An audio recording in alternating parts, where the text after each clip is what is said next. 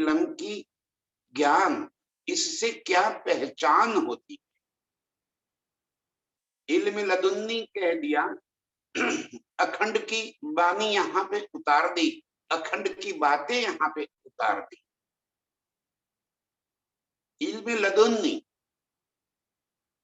वो अखंड का सत्य की बातों को जाहिर करता हुआ वो ज्ञान।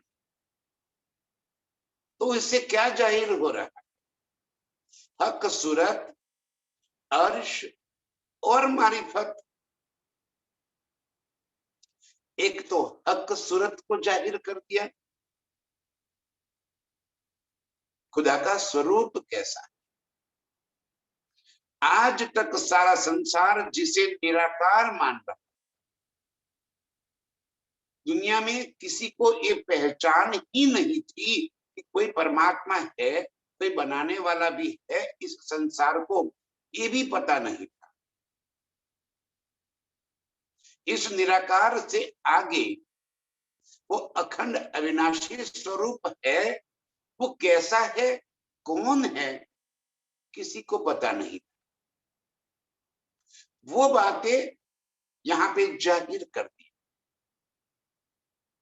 कुरान के अंदर धनी जी ने ये बातें लिखी कि खुदा का स्वरूप है कैसा, अमरद माने कि किशोर स्वरूप। लेकिन वो किशोर कैसा है, वो स्वरूप कितना सुंदर है, कुरान उस बारे में कोई बात बता नहीं सकता। यही बात वेदों में भी लिखवा दी, उनके हुक्म से वेदों के अंदर ये बात लिखवा दी कि किशोर अंग वाला है वो, परम सत्य अखंड अविनाशी वो स्वरूप है, वो किशोर स्वरूप है। ये बात वेदों में भी लिखवा दी। लेकिन न तो वेद उनके स्वरूप का वर्णन कर पाए, न कुरान उस स्वरूप का वर्णन कर पाए। और देखो आज अज्ञानतावश मुसलमान भी खुदा का स्वरूप निराकार मान रहे। कभी पूछना कि आप नमाज पढ़ते हो, वो पत्थर की कमान के आगे खड़े होकर नमाज पढ़ते हो, तो क्या खुदा का स्वरूप कैसा है? तो कहते हैं कि निराकार, क्योंकि कुरान में लिख दिया बेछबी, बेनिमून, बेचगुन। अरे भाई वो बेछबी है, बेछबी माने कि उसका कोई फोटो नहीं खींच सकते, उसका चित्र नहीं बना सकते। बेनिमून है कि उसके जैसा कोई निमूना यहाँ पे नहीं है। बेचगुन है माना कि वो गुणों से रहित है। ये संसार त्रिगुणात्मक बना हुआ है, वो अक्षरातीत त्रिगुण से रहित है, पांच तत्व से रहित है। वो नूरी स्वरूप, अखंड और अविनाशी स्वरूप। वाणी में मतलब कुरान में या वेदों में ये बातें लिखी हुई है, लेकिन एक इलम लदुन्नी, इसे इलम नुक्ते का इलम का, ये चाबी बिना लगाए न तो कोई वेद का वेद खोल सकता है, न कुरान के वेद खोल सकता। कुरान ने सारी बातें लिख कर तो दे दी, सारी साक्षियां लिख कर दे दी। हम रूहों के बारे में, अर्श के बारे में, अर्श के आने के बारे में सारी बातें लिख दी। ये भी लिख दी कि फरदारोज 11वीं सदी में, 10वीं और 11वीं ये दोनों सदी में खुदा ताला फिर आएंगे, और उसमें भी वो इमाम मेहदी बनकर आएंगे और अर्श के, परमधाम के सारे रहस्यों को जाहिर कर देंगे। लेकिन मानने को तैयार नहीं अभी। हक, सूरत, अर्श और मारिफत, हक सूरत कैसी है, ये बातें लिखी होने के बावजूद उनको ये बात समझ में नहीं आ रही। जब मोहम्मद साहब ने कह दिया कि खुदा का स्वरूप अमरद माने कि किशोर है, तब उनके यारों ने पूछा कि क्या तूने सही में खुदा से बातें की? तो कहते हाँ, मैंने रूबरू आमने सामने होकर खुदा से बातें की। अच्छा, तो खुदा के बाल कैसे? तो मोहम्मद ने कहा कि गुंगराले बाल। अच्छा, उनका स्वरूप कैसा था? तो नूरमयी। अच्छा, वो फिर कौन सा यूज करते हैं? तो मोहम्मद साहब ने कह दिया कि अत्तर ही ना। तुझे कैसे पता चला? तो कि हवा उनकी ओर से मेरी ओर चल रही थी, उसलिए वो खुशबू का मुझे पता चला। ये सारी बातें लिखी हुई। तो मोहम्मद साहब ने किससे बातें की? क्या किसी हवा से बातें की उन्होंने? 90,000 हर्फ कहे खुदा ने, और मोहम्मद साहब ने वो 90,000 हर्फ सुने और यहां आके वो सारी बातें जाहिर कर दी। तो किसके मुख से बातें सुनी उन्होंने? लेकिन मानने को तैयार नहीं। बिना हादी के बताए, बिना इमाम मेहदी के बताए वो समझ ही नहीं पाएंगे, क्योंकि इमाम मेहदी के ऊपर उसका अख्तियार दिया था कि वो ही आकर इन बातों के भेद खोलेंगे। ये धनी जी कह रहे कि इल्म नुक्ते की साहिदी से क्या होगा? हक सूरत, खुदा के स्वरूप का वर्णन कर, कैसी मधुर मुस्कान सहित मेरे प्रीतम का स्वरूप है। श्वेत दंत पक्तियां, मधुर रसना, नासिका, हड़पची लांक, गुलाबी गाल, श्रवण अंग, ललाट, मध्य में तिलक, बिंदी, घुंघराले बाल, और सबसे अधिक प्रिय, सबसे सुंदर मेरे प्रीतम के नेत्र, जिन नेत्रों से अनहद प्यार बह रहा है। रात दिन उन नेत्रों के बहते हुए इश्क के रस में रूहें चिलती रहे। उन अमी नजरों के रस से ही सारा अर्श चेतन है। इस किशोर स्वरूप, इतना सुंदर गर्दन, छाती, बाहें, हाथ, उंगलियां, चरण, कमल, एक एक अंग का वर्णन करके हक सूरत की हमें पहचान करा दी। कैसा है खुदा का स्वरूप, कैसा है रूहों का स्वरूप, कैसा है सामाजिक का स्वरूप। इस इल्म नुक्ते से एक हक सूरत की पहचान हो गई, दूसरी अर्श की पहचान हो गई कि पूरा परमधाम है क्या। मेरे प्रीतम के दिल के अंदर भरे हुए अनंत इश्क के भाव जब प्रकट हो गए, दिल की लीला प्रकट हो गई, दिल के अंदर जो कुछ भरा था वो वास्तविक रूप में प्रकट हो गया। जो कुछ भी अप्रगट था वो जाहिर दिखाई देने लगा, वो पूरा अर्श है। हक के नूर का जहूर ही पूरा परमधाम। ये बातें हमें इस इल्म से पता चली। ये जाहिर करने के वास्ते ये इल्म है। इतने दिनों से हम यही बात यहाँ पे सहूर चर्चा में यही बातें कर रहे हैं कि अर्श की एक एक नियामत, एक एक कंकरी या तिनका या पहाड़। तनी जी कह रहे क्या तो कोई कितनी बड़ी महलात क्यों ना हो, और एक छोटा सा तिनका रेती का कण क्यों न,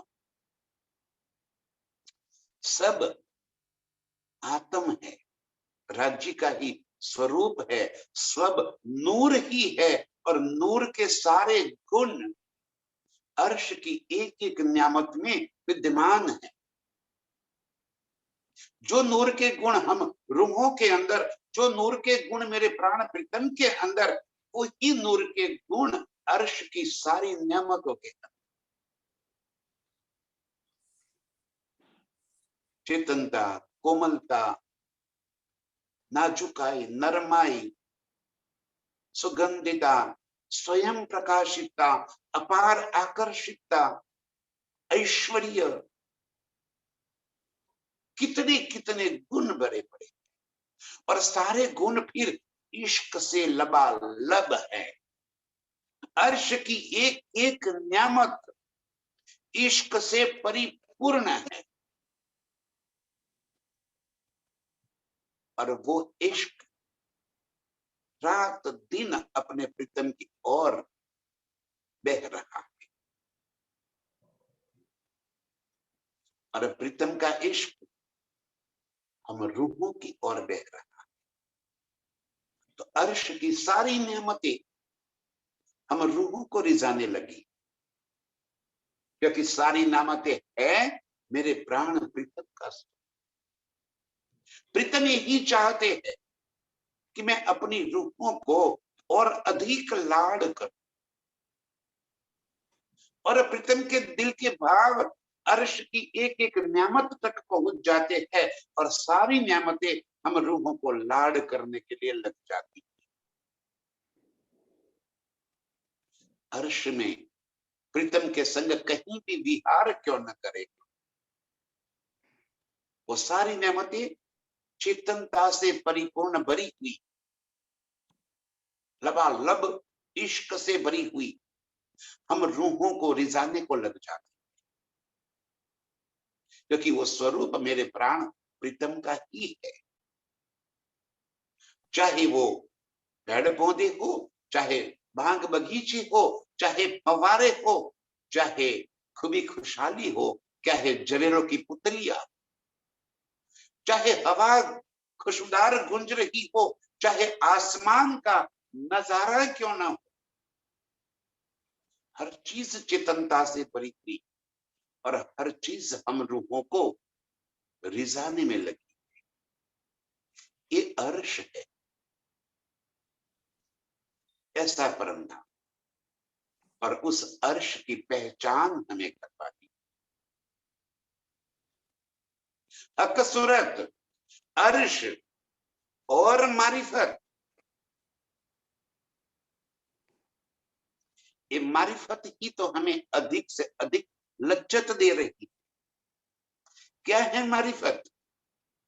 मेरे प्रीतम का दिल, और वही दिल अर्श की सारी नेमतों के साथ जुड़ा हुआ है। मारिफत का मीनिंग हमने सिर्फ कर दिया एक दिली, एक दिली नहीं, एक दिल।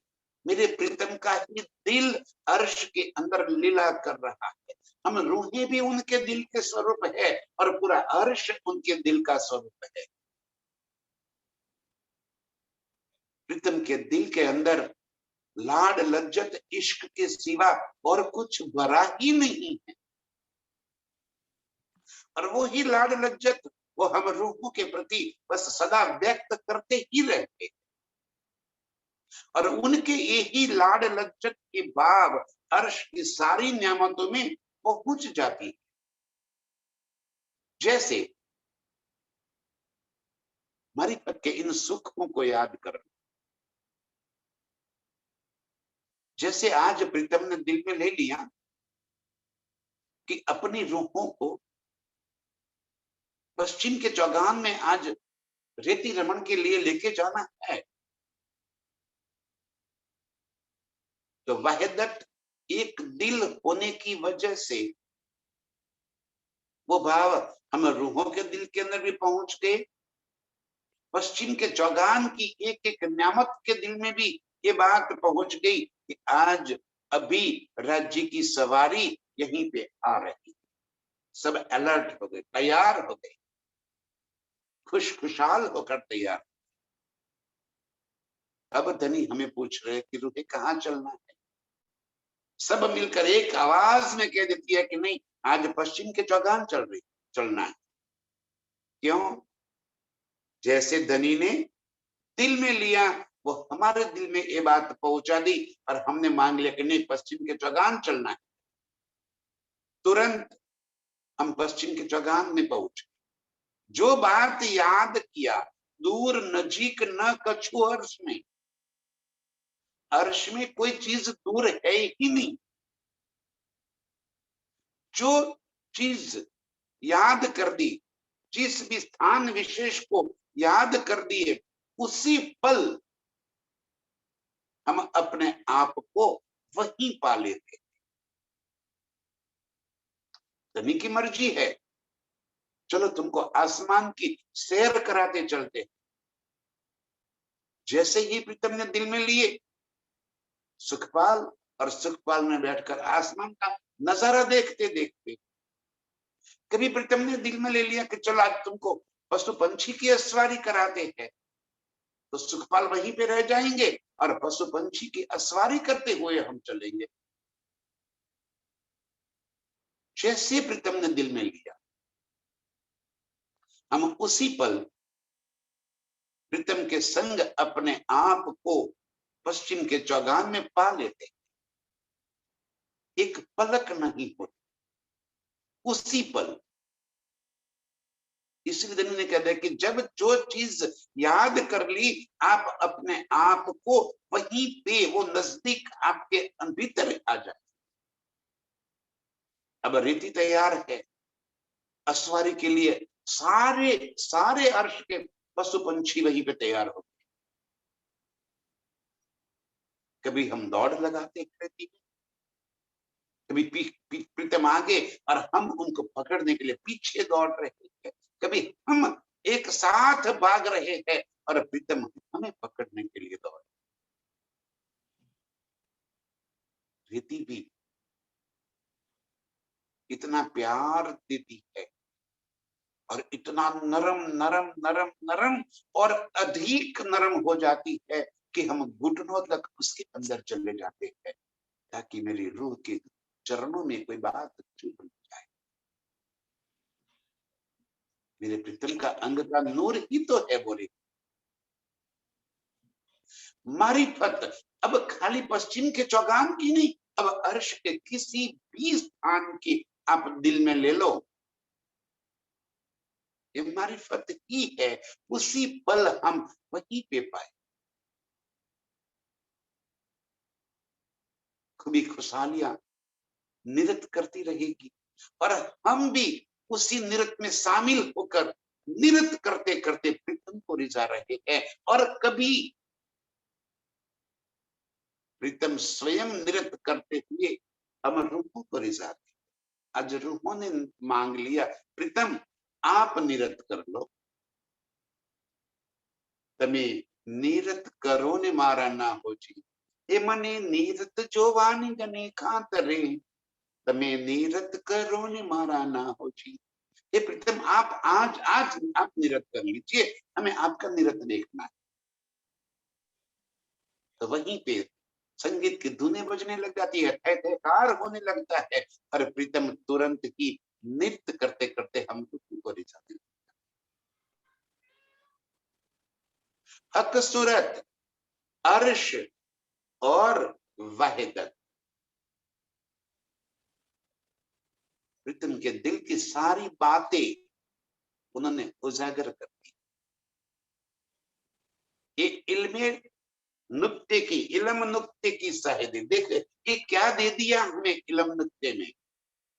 हक सूरत, अर्श और वाहिदत, ये तीनों की जो बारीक बातें थी, वो बातें हमें प्रीतम ने पहचान करवा दी। तो सब बातें फुरमान में खोले हक की सूरत हकीकत, सो सब बातें कुरान में, ये सारी बातें कुरान में पहले से लिखी हुई है। और इसीलिए कुरान को नजूमी किताब कहा। आसमानी किताब तो है ही, कुरान किसी व्यक्ति विशेष के मुख से लिखी हुई बातें नहीं है। और वैसे भी किसी भी शास्त्र को ले लो आप, वेद भी शोभा दे दी वेद व्यास जी को कि आपने वेदों की रचना कर लीजिए, लेकिन वेद आए कहां से? अखंड से। मेरे प्रीतम के चित्त सबलिक ब्रह्म के अंदर ही तो ये वेद के अखंड स्वरूप है, वहीं से वेद आए। तो ध्यान करके उस वेद को धनी के हुक्म से ही इस खेल के अंदर वेदों को भेज दिया गया। और कुरान भी इसी तरह धनी के हुक्म से धनी ने यहाँ पे कहलवा दिया। तो किसी व्यक्ति के मुख से उतरी हुई बातें नहीं है, आसमानी किताब इसलिए कह दिया। और कुरान के अंदर जितनी बातें लिखी है वो सब नजूमी माने की भविष्यवाणियां। किसकी? तो स्वयं की, खुदा की ही भविष्यवाणियां। उन्होंने लिख दिया कि मैं जब हरदा रोज मैं फिर आऊंगा, तब इनके सारे भेद मैं स्वयं आकर खोल दूं। 1000 साल पहले वो बातें उन्होंने लिख दी कुरान के अंदर। अरे 1000 साल को ही हरदा रोज कहा कि मैं फिर आऊंगा, ये सारी बातें लिखी, मैं आऊंगा तो 2 तनों के संग लीला करूंगा, 2 जामे पहनूंगा और दूसरे पर अख्तियार, दूसरा जामा जो है उसी जामे के साथ इस संसार के अंदर अर्श की सारी बातें जाहिर हो जाएंगी। उसी समय अर्श की रूहें इस खेल के अंदर उतरेगी, वो ही इन बातों को समझेगी और अपनी सुरता को अपने मूल स्वरूप में वापिस पहुंचा दे। अब एक कुरान भी हमारे वास्ते आया और ये नुक्ता इल्म भी हम रूहों के वास्ते ही आया है, ताकि इन सारी बातों के रहस्य को, इन सारी बातों की गूंज को हम खोल सके और नजर को अर्श की ओर मोड़ दे। हमारे वास्ते ये आए। धनी जी कह रहे हैं सो सब बातें कुरान में, कुरान ने पहले से मैंने ये सब सारी बातें लिखवा दी है। कौन सी? खोले हकी सूरत हकीकत, आप खुदा का हकी स्वरूप, तीनों स्वरूप की लीला, बशरी, मलकी और हकी। तो ये जो हकी स्वरूप इमाम मेहदी बनकर आएंगे, आप श्री प्राणनाथ जी, उनके ही तन से अर्श की ये सारी हकीकत जाहिर हो जाएगी। कौन सी हकीकत? हक, सूरत, अर्श और मारिफत। ये अर्श की हकीकत है कि अर्श कैसा है, खुदा का स्वरूप कैसा है, अर्श कैसा है, और अर्श के अंदर लीला कौन सी हो रही है, तो वो मारिफत की लीला है। और मारिफत में क्या है? वाहिदत। ये वाहिदत की लीला। अर्श में लीला तो खिलवत को कह दिया, लेकिन खिलवत है क्या? तो वाहिदत ही तो खिलवत है, खिलवत में भी तो वाहिदत है। ये पांचों स्वरूप, पांचों शब्द, मारिफत, हकीकत, वाहिदत, खिलवत और निस्बत, एक ही तो स्वरूप है। ये बातें हम रूठे जानेंगे और कौन जान सकता है। ये बातें कहते हैं खोले हक की सूरत हकीकत। हक की सूरत आप श्री प्राणनाथ जी, आप इमाम मेहदी, आप कल की स्वरूप, आप बुद्ध स्वरूप, यहाँ पे आकर अर्श के सारे जो गुज रहस्य छिपे हुए थे, जो बातें कुरान के अंदर लिखी हुई थी कोई खोल नहीं पाया, वो सारी बातें खोल देंगे, जाहिर कर देंगे। उसके बातूनी मायने आप बता देंगे। दुनिया उन सी बातों को जाहिरी मायने लेकर पकड़ कर बैठी थी। आपने आकर इस इल्मे नुक्ते से उसकी बातूनी भाव हमें समझा दी कि वहदत क्या है और अर्श की इतनी अनंतता और इस खेल की नश्वरता, ये सारी हकीकत अगर आपने खोल दिए। बसरी मल की और हकी, जो कही मोहम्मद तीना सूरत। बशरी, मलकी और हकी, किसकी सूरत हो गई तीनों? मोहम्मद की। एक कौन है मोहम्मद? मोहम्मद किसी व्यक्ति विशेष का नाम नहीं है।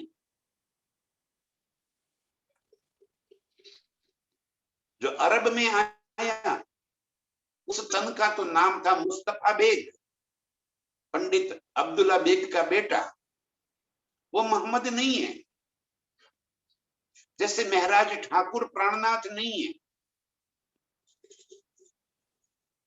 अभी भी सुंदर साथ भी ब्रह्मणा में है कि महराज ठाकुर को ही प्राणनाथ मान लिए,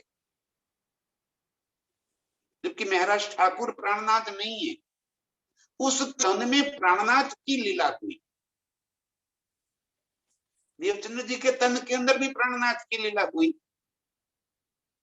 और इसी तरह मुस्तफा बेग के अंदर भी प्राणनाथ की लीला हुई। और इसी को मोहम्मद कह दिया। मोहम्मद का शाब्दिक अर्थ है महिमा से परे,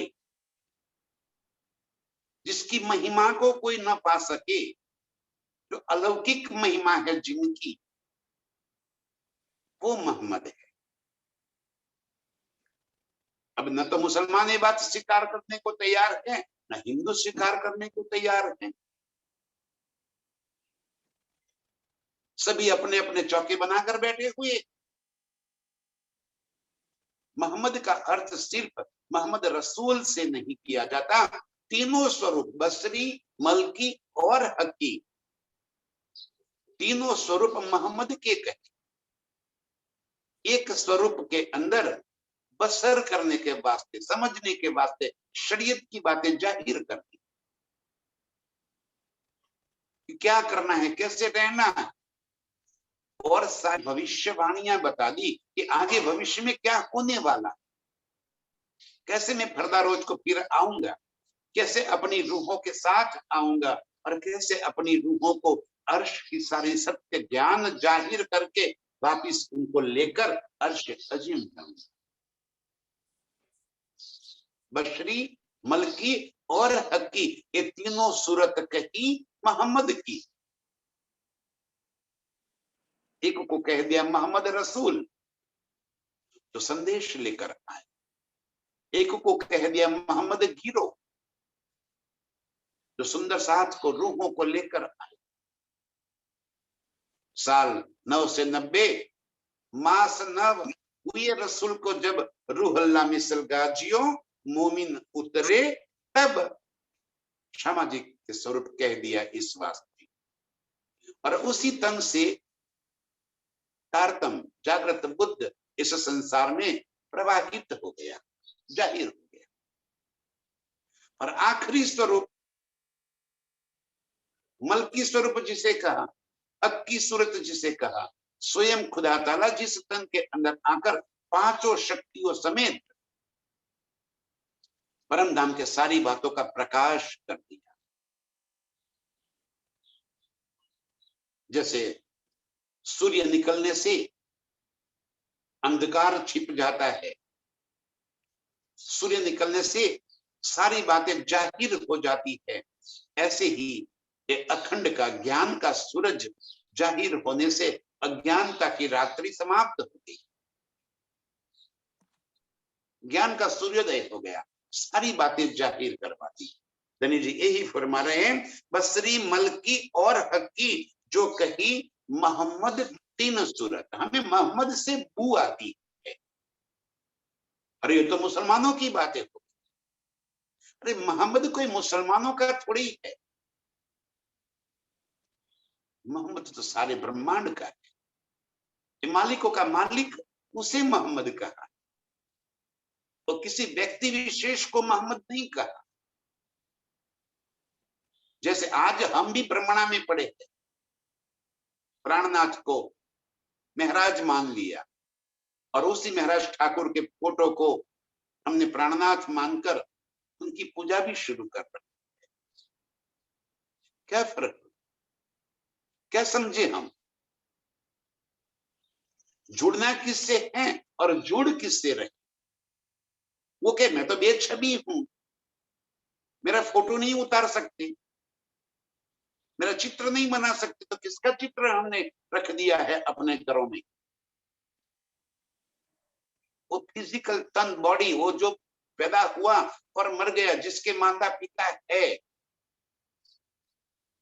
प्राणनाथ के माता पिता नहीं होते। प्राणनाथ स्वयं अक्षरातीत है।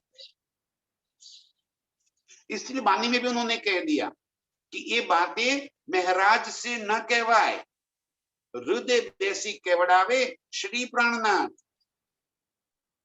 ये बातें महराज नहीं कह सकता, ये बातें हृदय देसी महराज के तन के अंदर बैठकर केवड़ावे श्री प्राणनाथ। क्या करे, आपण हजू नथी ओळख्या, पहचान ही नहीं है। कौन है प्राणनाथ? वो मेरे प्राण प्रीतम कौन है? झूठ के संसार में हम भी झूठ के संग मानने लग गए।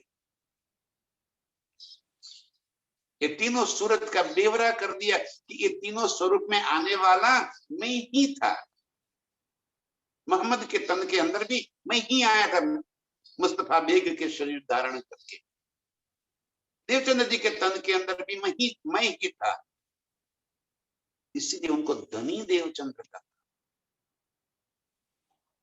और महराज ठाकुर के तन के अंदर भी मैं ही था। ये तीनों स्वरूप में लीला करने वाले मेरे प्राण वल्लभ, प्राण प्रीतम, वो ही प्राणनाथ है, ये मोहम्मद है। तीनों सूरत मोहम्मद की। ये बात धनी जी हमें यहाँ पे समझा रहे हैं। दो देवे हक के साहेदी, फरदा रोज कयामत। दो देवे हक की साहेदी, बशरी, मलकी और हक की, तीनों सूरत खुदा की कह दी। उसमें भी पहले जो दो सूरत बताई, बशरी और मलकी, माने के रसूल साहब और धनीश्री देवचंद्र जी, वो दोनों तनों से अर्श की बातें जाहिर होगी, साक्षियां जाहिर होगी, लेकिन पूर्ण लीला, पूर्ण ज्ञान, प्रकाश नहीं होगा। दुनिया जो अचेतन है उनको चेतनता प्राप्त हो जाएगी, लेकिन पूर्ण जागृति उससे नहीं आएगी। और यही बात तो देवचंद्र जी ने भी कह दी कि ब्रज रास और धाम की, पर जागनी की सुध ना है। सारी बातें जाहिर तो कर दी, साक्षियां सारी बता दी, जागृत बुद्ध का इलम भी दे दिया, तारतम जाहिर कर दिया, लेकिन उसके गुज भेद जो खोलने थे, जो बारीकियां बतानी थी, जो हकीकत, मारिफत और खिलवत की बातें बतानी थी, वो नहीं बता पाए। आखिरी के ऊपर मुद्दा, ऐसा कुरान में 1000 साल पहले लिख दिया है कि आखिरी स्वरूप जो मलकी स्वरूप, जो हकी स्वरूप है खुदा का, वो आखिरी स्वरूप के ऊपर मुद्दार है, अखत्यार उनको है अर्श की बातें को जाहिर करने का। और जो आगे लिखी हुई बातें हैं, जो भविष्यवाणियां लिखी हुई है, उसी के मुताबिक आखिरी स्वरूप, हकी स्वरूप आप श्री प्राणनाथ जी आप आए और इस संसार के अंदर सारी बातें बता दी, सारे भेद खोल कर दे दी। दो देवे हक की साहिदी, इस तरह पहले दोनों स्वरूपों से खुदा की, राज्य की, प्रीतम की साहिदी, साक्षियां मिली, पहचान मिली। फरदारोज क्यामत, कुरान में लिखा है कि फरदारोज क्यामत, तो वो फरदारोज क्या है, वो क्यामत क्या है? जाहिरी अर्थ ले लिया कि सारा ब्रह्मांड अग्नि में जलेगा, चारों ओर आग लग जाएगी, क्योंकि लिखा काफर जले जुलजुले ज्यों। कुरान में लिखा है कि आखिरत में काफर जलेंगे, तो आग के बिना तो जल नहीं पाएंगे, इसलिए कह दिया कि आखिरत में चारों ओर आग लग जाएगी और पूरा ब्रह्मांड जल बल के खाक हो जाएगा। अभी भी खाक नहीं हो रहे, एक खाक हो जाना, जल बल जाना, वो पश्चाताप में है कि खुद खुदा आए, अर्श की सारी बातें बता दी, कुरान के सारे वेद खोल दिए, और फिर भी हमने आंखों पे पट्टी बांध रखी है कि खुदा थोड़ी ऐसे आदम के स्वरूप में, इंसानी सूरत में थोड़ी आएगा। क्या सोच रखा है? खुदा को 100-200 फुट ऊंचा आदमी आएगा, तेज से जगमग होता हुआ आएगा, आएगा यूं तलवार फैलाएगा और सारे दज्जाल कट जाएंगे और मुसलमान जिंदा रह जाएंगे। क्या बात, ऐसे खुदा की परिकल्पना है आपके दिल में? जबकि धनी ने कह दिया कि मैं इंसानी स्वरूप में ही आऊंगा, ये बात भी कुरान में लिखवा दी है कि मैं तुम्हारे साथ तुम्हारे जैसे ही स्वरूप धारण करके आऊंगा। मेरी पहचान मेरी वाणी से होगी, मेरी पहचान मेरे शब्दों से होगी, मेरी पहचान मेरी रहनी से होगी। लेकिन जिसने आंख मूंद रखी है, आंख पे पट्टी बांध रखी है, शरीयत की, अज्ञानता की, जिहाद की, वो क्या जाने कि फरदारोज क्यामत क्या है। यही तो फरदारोज क्यामत है कि जब खुदा फिर आवे, हक की स्वरूप खुदा ताला आकर अर्श की सारी ज्ञान, अर्श की सारी बातों को, जो गुज रहस्य है, उन सारे रहस्य को खोल कर अर्श की पहचान करा देगी।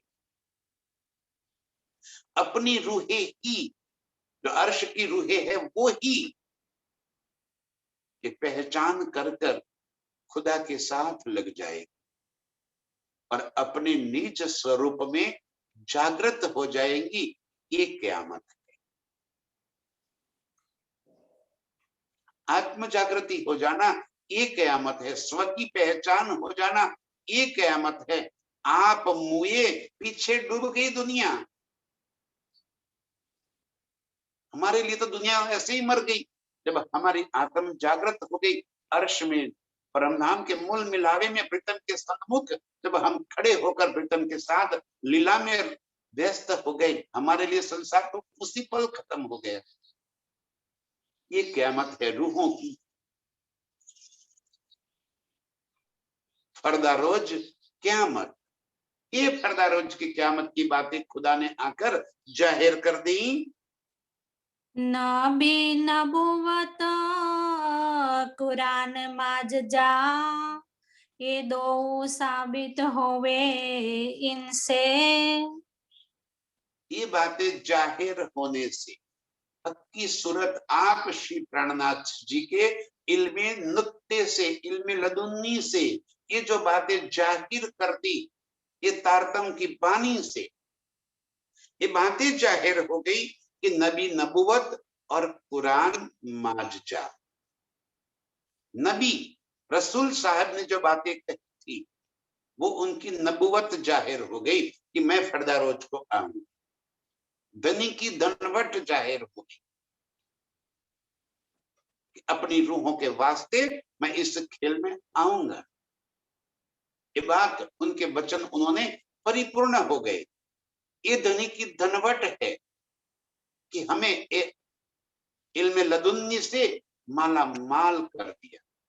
ये धनी की धनवट है, ये नबी की नबूवत है कि एक एक शब्द का अर्थ, अर्श की बारीक बातें हमारे दिल के अंदर बस गई।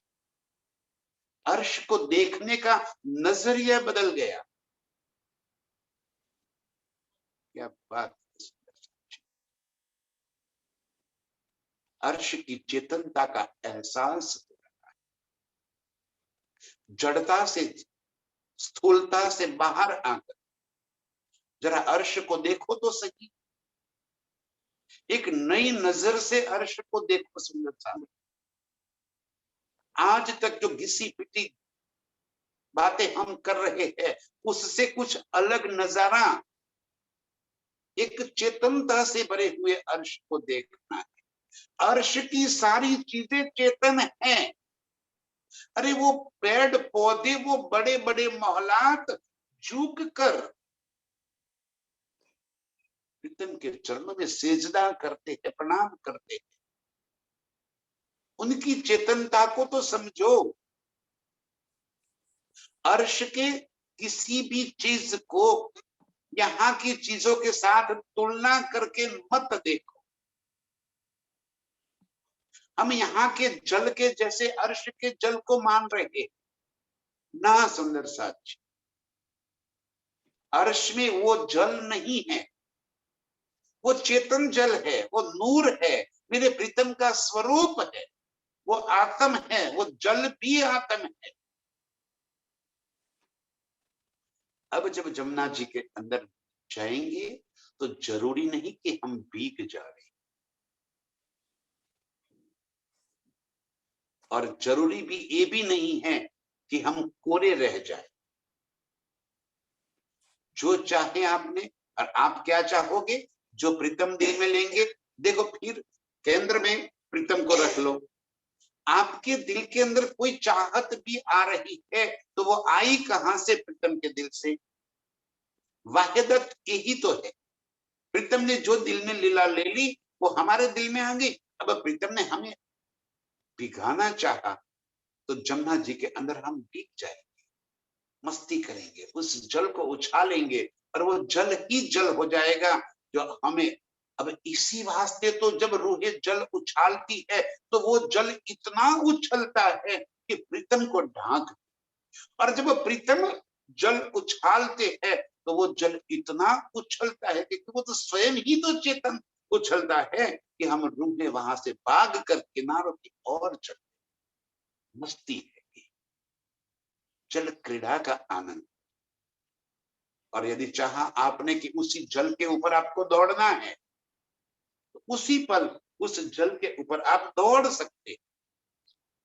आपको सरकना है तो उसी जल के ऊपर आप सरक सकते। और कितना दूरी, अनंत अनंत अनंत, और रुकावट कहीं भी नहीं।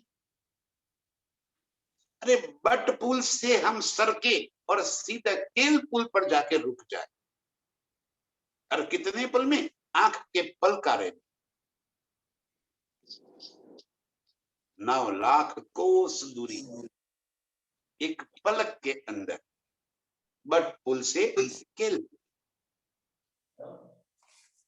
यही तो खूबी है अर्श, ये चेतनता का एहसास। कुरान, नबी की नबूवत और कुरान का माजजा, अर्श की ये सारी बारीक बातें, कुरान के अंदर लिखी हुई सारी गुज बातें, ये दो ये साबित होवे इनसे। ये जो नुक्ते इलम तारतम बानी हमें दे दी, इससे इस संसार के जितने भी इलम है, और खास करके इलम तो हमारे, कुरान तो हमारे वास्ते लेकर आए, स्वयं धनी जी लेकर आए, हमारी बातें उनके अंदर लिखवा दी। कुरान की एक एक बातें हम रूहों की भविष्यवाणियां हैं कि आगे क्या होने वाला है, कैसी लीला होने वाली है। वो सारी बातें कुरान के अंदर लिखवा दी। इसीलिए कहा कि कुरान का माजना ये दो साबित हुए इनसे। हक की सूरत आप श्री प्राणनाथ जी ने जो बातें यहाँ पे जाहिर कर दी, इस बातों से कुरान का भी भेद खुल गया और नबी की नबूवत, धनी की धनवट भी जाहिर हो गई। और कोई बात दिल में आएगी ही नहीं। प्रीतम के संग खिलवत की लाए, अर्श की वो आनंद की मस्तियां, उसके सिवा और क्या बात आएगी। नबी की नबूवत में और क्या है, धनी की धनवट में और है क्या। यही तो खुशियां, वही आनंद, वही इश्क, प्यार, मोहब्बत, उसी की लीलाएं तो भरी पड़ी।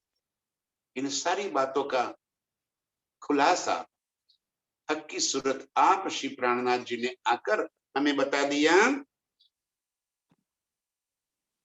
कुरान न खोले बिना किताबों, ना तो लिखा सब इनमें। ना तो लिखा सब इनमें, कुरान के अंदर सारी बातें लिखी हुई तो है। यही तो कह रहा हूं मैं कि कुरान के अंदर सारी बातें धनी ने लिखवा दी, हमारी सारी साक्षियां लिखवा दी। अर्श की लीलाओं के बारे में बता दिया, 25 पक्षों के बारे में बता दिया, हक की सूरत की बातें लिख दी, मारिफत की लीलाओं के बातें लिख दी। कुरान में हर चीज लिख दी, लेकिन बिना अधिकार, बिना हुक्म के ये शब्द कोई खोल नहीं सकता। कुरान में भी धनी ने यही तो बात कह दी कि मैं ये बातें जब स्वयं फरदा रोज को आऊंगा तब इन बातों को खोल दूंगा। और इसलिए धनी ने कहा कि कुंवारी हटी फुरकान,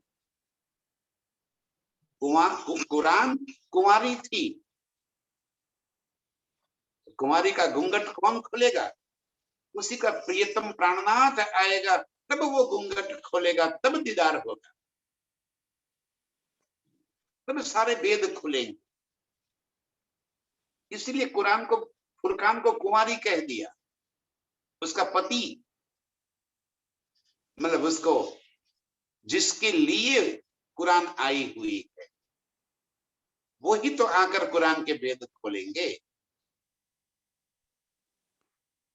यही तो बातें धनी ने छुपा कर रखी थी और कुरान में लिखा भी दिया कि ये जो बातें गुज रहस्य मैंने कुरान के अंदर छिपे रखे हैं, वो बातें स्वयं मैं आकर खोलूंगा।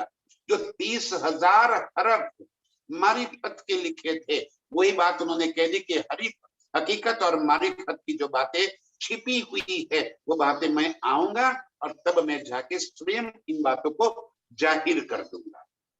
तब तुम्हें अपनी पहचान होगी, अपने प्रीतम की पहचान होगी। कुरान न खोले बिना खिताब। कौन सा खिताब? अरे भाई, जिनके लिए एक कुरान उतरा है उनके लिए वो ही आकर कुरान के बाद खोलेंगे। ये खिताब है और कुरान में भी यही बातें लिखी है। खुदा अपनी रूहों के साथ आएंगे और तब ये सारे हकीकत और मारिफत के भेद खोल देंगे। तब सारी दुनिया को एक खुदा की पहचान होगी, सारी दुनिया खुदा को सेजदा करेगी, सारी दुनिया एक संग, एक साथ अपने प्रीतम के ऊपर ईमान लाए। ये बातें कुरान न खोले बिना किताब, ना तो लिखा सब इनमें। सारी बातें लिखी हुई थी। यदि इंतजार न करना होता इमाम मेहदी साहब का, प्राणनाथ जी का, तो कोई भी खोल देता। ये 1000 साल तक कुरान कितनों ने पढ़ लिया, कितनों ने कंठस्थ कर लिया, पूरे की पूरी कुरान। यदि कहीं कभी हादसा हो जाए और हादसे की वजह से इस संसार के अंदर जितनी कुरान की प्रतें हैं वो सारी नष्ट भी हो जाए, तो भी ऐसे तैयार कर दिए जिन्होंने पूरी कुरान की सारी आयतें कंठस्थ कर ली तो फिर से कुरान लिख सकते हैं। जो बात दिल के अंदर स्मृति में बस गई वो थोड़ी नष्ट होगी, बाहरी नष्ट हो सकती है। जो भीतर छप गई वो कैसे नष्ट हो? तो इतने कुरान को कंठस्थ करने वाले भी आ गए, लेकिन एक शब्द वो नहीं खोल पाए, क्योंकि धनी ने कहा कि ये बिना खिताब, और खिताब किसको दिया? इमाम मेहदी साहब को, आप श्री प्राणनाथ जी को, आखिरी सूरत हक की सूरत को, कि वो ही आकर कुरान के सारे वेद खोलेंगे। बाकी लिखा तो सब कुछ है, बिना समझ, बिना एक तारतम की चाबी लगाए कोई इन बात को समझ नहीं सकता। इन साहिदीय सबा मिल से हिंदू या मुसलमीना। अब जब ये साक्षियां जाहिर हो जाएगी तो हिंदू भी तो यही कहते हैं कि परमात्मा एक है, एको ब्रह्म द्वितीय न अस्ति। ये तो वेद भी कहते हैं और सभी यही कहते हैं, हिंदू भी सभी कहते हैं परमात्मा एक है, लेकिन हम मानते अलग अलग को है। परमात्मा एक है लेकिन हम जो से मानते हैं वो ही एक है, बाकी सब झूठ है। यही तो गलत मान्यताएं होगी। और इसी कुरान की बातें जाहिर होने से सभी को एक परमात्मा की पहचान हो जाएगी। बाइबल भी यही कहता है, the supreme god is only one. Nanak Dev ji ने भी वही कहता, नानक एक को सुमिरिए जन्म मरण मिट जाए। वो एक ही है, उस एक की पहचान। बस सबसे बड़ी बात यही है कि एक ही पहचान। अब सब यही मान ले कि जिस ढंग से हम उस एक की पहचान करावे वो ही सच्चा है।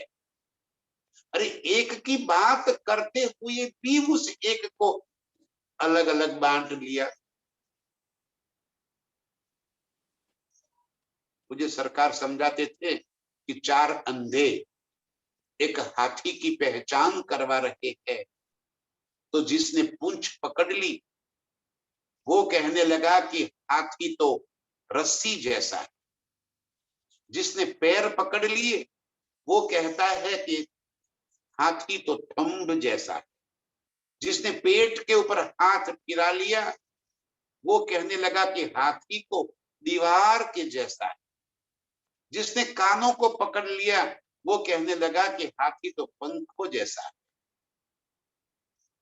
चारों अंधे और चारों ने हाथी की अलग अलग व्याख्या कर दी, जबकि हाथी कुछ और है। वो तो चक्षु जब खुले तब पहचान हो सकती है। और यही अंतर चक्षु खोलने के लिए ये इल्मे नुक्ता, ये अर्श की बातें, ये परमधाम की बानी धनी जी लेकर आए। इन साहिदीय सब मिल। अब इस तारतम ज्ञान के साक्षियों से, इन तारतम ज्ञान से कुरान, बाइबल, वेद, गीता, भागवत, पुराण, जितने भी शास्त्र संसार में है उन सारे शास्त्रों का एक रूप, एक रस, सारी बातें खोल कर बता दी। भी आप जो कह रहे हो वो बात भी सही है, और वो ही एक पूर्ण ब्रह्म के बारे में कहा गया है। आप देख लो कि वो कैसा है, वो किशोर स्वरूप है, कैसा उसका घर है, अखंड और अविनाशी है। इस निराकार ब्रह्मांड का तो कोई अस्तित्व ही नहीं है। अब अपने आप को पहचान लो कि आप कौन हो। जब इतनी बातें जाहिर हो जाएगी तो हिंदू या मुसलमान या सिख या ईसाई या बौद्ध या जैन या महेश्वरी, जितने भी पंथ पेड़े इस संसार के अंदर बने हैं, परमात्मा को खोजने में लगे हैं, वो सारे के सारे एक रूप होकर आ जाए, सारे एक छतरी के नीचे, एक रब के नीचे आ जाए। इन साहेदिये सब मिलसी, इल्मे नुक्ता, तारतम ज्ञान ऐसा दे दिया धनी ने कि हिंदू और मुसलमानों के बीच का भेद समाप्त हो जाए। कोई सब जाति मिलसी एक ठौर, कोई न कहे धनी मेरा और। जब समझ में आएगी, इन साक्ष्यों से बात समझ में आएगी, तब तो स्वीकार करेंगे, और स्वीकार करके फिर वो शरण में आ जाएंगे, तब सारा संसार एक रस हो जाएगा। मोआ दज्जाल सबका कुफर, यो सब पाक हुए एक दिन। मुआ दज्जाल, क्या है दज्जाल? शैतान को दज्जाल कहा, और कहा है शैतान। जैसे अर्श हमारे दिल में है ना, वैसे ही दज्जाल वो भी हमारे दिल के अंदर ही है। दज्जाल का काम क्या है? ये बातों से विपरीत बातें दिल में भर लेना, झूठ की तरफ अपने आप को लगाए रखना, ये शैतान दज्जाल का काम है। सच की और हमें पहचान ही ना होने देना, ये दज्जाल का काम है। और कौन है दज्जाल? ये मन विष्णु को, अजाजिल, कुरान में अजाजिल को कहा, हमें विष्णु को कह दिया कि विष्णु का जो मन का स्वरूप है, जिसे नारद भी कह दिया, वो हमें विचलित कर देगा। वो हमें संसार, जो मन मौजी हो गए, जो मन के अधीन हो गए, वो मन की बातों को ही आगे करके चले रहेंगे, वो मन के अंदर ही उलझते रहेंगे। और मन का काम क्या है? मन काला, मन उजला, मन मैला, मन सफेद, मन का काम ही हमें इस खेल की ओर उलझाए रखना, प्रीतम की ओर हमें नजर करने ही नहीं देगा। अब जब इस इलम से सभी के दिल पाक साफ हो जाए, सभी के दिल के अंदर एक प्रियतम की पहचान हो जाए, प्रियतम के प्रति प्यार उमड़ आए, तो अंदर का शैतान खत्म हो जाए। दज्जाल उसी पल अंदर से बाहर निकल जाए। दज्जाल के बाहर थोड़ी, मुसलमानों को कहा गया कि जब आप नमाज पढ़ने जाओगे तो दज्जाल आकर आपकी नमाज को भंग कर देगा, तब आप नमाज दज्जाल को मार देना। तो नमाज पढ़ते हुए दाएं और बाएं देखते हैं, कहीं यहां से दज्जाल ना आ जाए, कहीं यहां से दज्जाल ना आ जाए। अरे दज्जाल कहीं बाहर से थोड़ी आने वाला है, वो तो आपके भीतर पड़ा हुआ है। बस जब नमाज का समय है, मतलब खुदा की बंदगी का समय है, जब राज्य को याद करने का समय है, चितवन का समय, चितवन में हमें सबसे ज्यादा परेशान कौन कर रहा है? एक एक सुंदर साहब को पता है कि मन ही हमें विचलित कर देता है। बड़ी मुश्किल से कोई बात हक सूरत या अर्श की लीलाएं जैसे दिल में आ जाती है, मन कहीं और भटका देता है और चितवन हमारा टूट जाता है। धनी जी ने यही बातें कही कि जब पक्की पहचान हो जाएगी, दिल के सारे संशय मिट जाएंगे, हम बेशक बेदाग हो जाएंगे, कोई ब्रह्मणाएं दिल के अंदर नहीं रहेगी, सारी बातें खुल जाएगी, तब शैतान, दज्जाल, मन, नारद हमारा कुछ भी नहीं बिगाड़ पाएगा। तब मुआ दज्जाल सबका कुफर, सबके मन का दज्जाल और अज्ञानता मिट गई, ब्रह्मणाएं मिट गई। ये झूठ के प्रति जो ब्रह्मणाएं बांध कर रखी है हमने, ये ब्रह्मणाएं मिट गई। ये भी कहा ना हमारे यहाँ तो, अरे ब्रह्मणा ने भाग्या वीना रे भव सागर, अरे नहीं, ब्रह्मणा ने भाग्या वीना रे बम्बना फेरा नहीं टरे जीरे। ये ब्रह्मणाओं को भांगना है, कुफर अज्ञानता जो अंदर भरी पड़ी है।